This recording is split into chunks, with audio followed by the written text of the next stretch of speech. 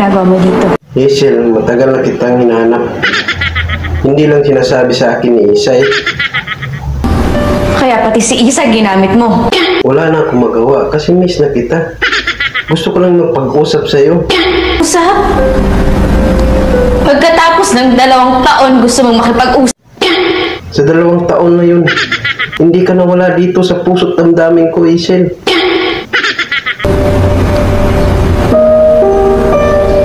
Wala na tayong dapat pag-usapan pa. Kung meron man, hindi na yun importante sa akin ngayon. Hazel,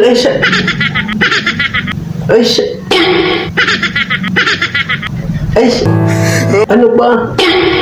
Nandito na ako. No. Okay.